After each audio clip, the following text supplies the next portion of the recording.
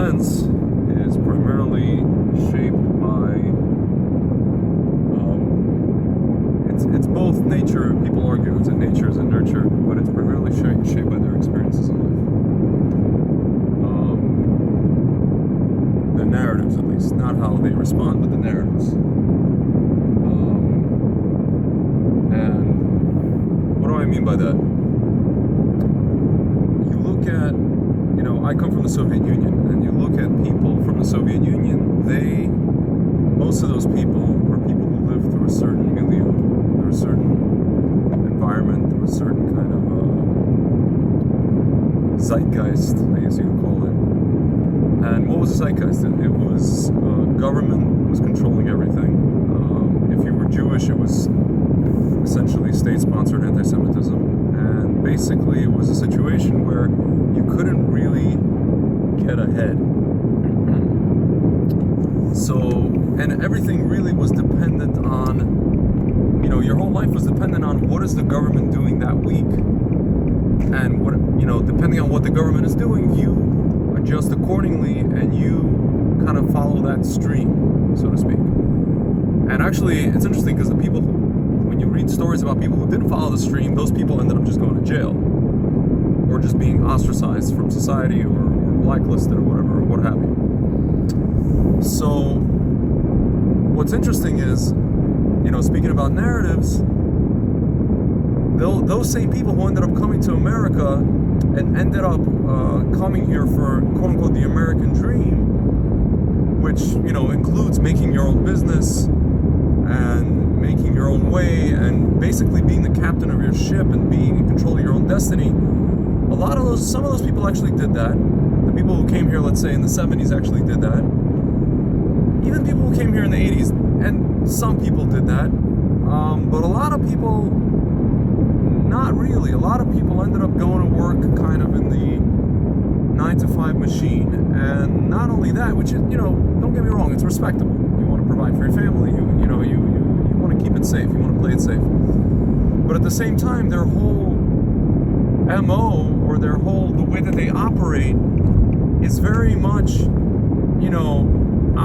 what's the hot field? I remember growing up as a Russian Jew in Brooklyn, you always heard this term, what's the hot field? What's the hot field, This is a hot field, this is a hot field. Oh, this is good to go in now. This is, it's like follow the herd, every bunch of people are going, you got to go there too. Doesn't matter if you like it, doesn't matter if it's, it pays well, people are hiring, okay, go there. It's the hot field. Or it was kind of like, what are the companies looking at? You have to basically tailor yourself or tailor your resume based on what the companies are looking at. You have to get the degree that the companies are looking at. What do other people? It's always about what other people think or what other people are doing or what other entities, big companies are. What's the goal? The goal is to become a manager. To go up climb the corporate ladder, so to speak. And so the whole point was that the slavery that the people in the Soviet Union experienced, just because they left physical slavery and they were able to come to America, doesn't really mean that they left psychological slavery. They're still in that psychological to this day. It's the year 2016, 57, 76. These people left the Soviet Union in the late 80s. They're still in that, the Mitzrayim is still, the Egypt is still very present, very prevalent. But friends, I just want to tell you that I don't really blame these people because really, as I mentioned in the beginning of this video, life is all about narratives. You look at something on the other side of, the Atlantic, you look at this thing called the Black Lives Matter movement. For better or worse, there's a group of people, they have a real grievance. How they choose to react or how they choose to express themselves is a different story, but they have a real grievance. It's, it's years and years and years of really oppression. I don't want to say oppression like, the civil rights movement kind of, after that kind of people slowly start to get rights. And things kind of equaled out. I'll tell you guys, it's really, at the end of the day, it's never really been, and I heard this from a black person, one of these videos that was been going it's never been better to be a black person in America right now. All the cultures, followed, it's actually interesting. There's a comedian, his name is Paul Mooney, and he has a phrase, everybody wants to be black, but nobody wants to be black. What does he mean by that? He means that all the white kids, they want to be black, they want to play basketball, they want to be a rapper, they want to follow the culture, but at the same time, if they had to be black for a day, God knows what would happen to them. You know what I mean? But at the same time, it's never been better to be a black person. Even with that said, people have grievances from the past. They can't, for whatever reason, just can't put them to bed.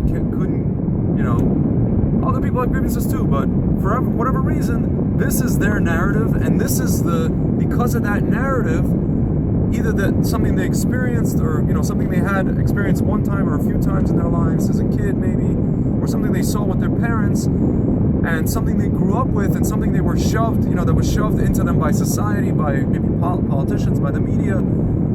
That's also a mental slavery. Black people haven't been slaves for years, but there's still a mental slavery. Just as there's a slavery with Russian Jews from the Soviet Union, or just people who came here from the Soviet Union to America, there's a slavery. There's also slavery with blacks in America, and it's psychological, really. It's mostly psychological, and it's actually also political.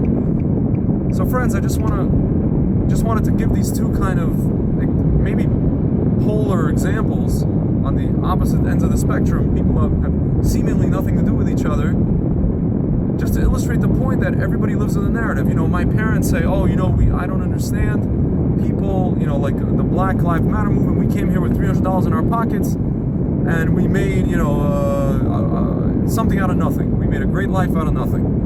And I tell my parents, I'm like, "You don't understand. You guys came from the Soviet Union. For all the stuff the Soviet Union had, for all the nonsense, they had a great education system, and education was something that was paramount. And you came here for lack of a definition. You guys were considered white. Jewish people are not white, but you guys were considered white. My father, if you look at him on the street, he's a white guy going to an interview with an education, with an applied math background. That's more than most African Americans could say for themselves, in some of these poor neighborhoods. So people really have to understand what their narrative is, and narratives are important. But at the same time, we have to understand that your narrative shouldn't make who you are going forward. You should understand where you come from. That's your narrative, but a narrative can always change. You can always change your lens. You can always clean the lens. You can always just replace the lens. You can basically just change you can take whatever you experience, that narrative, you can flip it on its head, and you can turn that into positivity and giving back to society, and being a positive, making a positive contribution to mankind. So, friends, with that said, I just want to tell you, wish you a good Shabbos, and just so for you to understand that, you have every person has a narrative out there. Even forget about groups of people, even just individuals, and you can always change. Our forefathers, the sages, Moses had a narrative in his life. He could have stayed that same stuttering slave, or he could have led the people out of Egypt and into the promised land. And he chose to take that narrative and flip it on its head and do something positive with it. Shabbat Shalom.